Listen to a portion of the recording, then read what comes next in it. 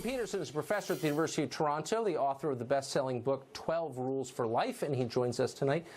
Professor Peterson, really simply, what happens to boys when you tell them that masculinity is toxic? Well, I think you have to be a fool to tell them that to begin with. I mean, the first question is, why are we talking about toxic masculinity exactly? The crime rates in the United States and in North America more broadly have fallen by 50% in the last 25 years. That includes pretty much every category of violent crime. And so the term itself is terribly defined. I think it's appalling that faculties of education are pushing this sort of nonsense. And I think that if your kids are exposed to that kind of idiot social justice pseudo-education, that you should pull them out of the schools. So everything about the idea is ridiculous. Pull them out because it does damage to them? Well, because they're not being educated, they're being propagandized. There's also no evidence that we construct our identities as masculine and feminine by being expressly taught them by teachers. You know, that almost all that's learned by example to the degree that it's learned, and a tremendous amount of it is consequence of biological inclination.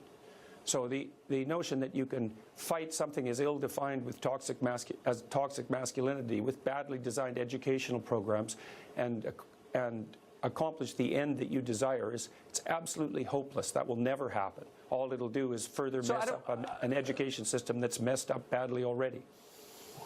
I don't want to call you out on live TV, but what you're suggesting is that the genders are biologically fixed, and we know that's not true because no, they're not. Facebook tells us it's not true. Well, they're not biologically fixed, you know. I mean, people are quite plastic, and we learn things all the time. We can modify our behavior, but there are masculine and feminine proclivities. But it isn't even the issue of gender identity that's the issue here. It's the issue of whatever in the world toxic masculinity is supposed to be, and you can't even define it. I mean, if people are concerned about aggression and violence, well, as I said already, the rates of violent crime in the U.S. have fallen by 50% in the last 25 years. We're doing unbelievably well on that front. The streets are safer than they have been ever. That's a historical fact, and they're getting safer all the time. So where's the crisis? And why in the world would we turn the education of our children over to idiot ideologues?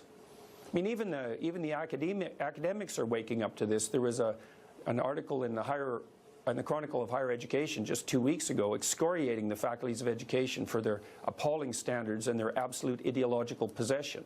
And this idea that we should address toxic masculinity from K to 12 is just an extension of that. Well, we put up with it because we're passive and weak, and I wish we weren't. Thank you for reminding us of that. Professor, thank you. You bet. Very good talking with you.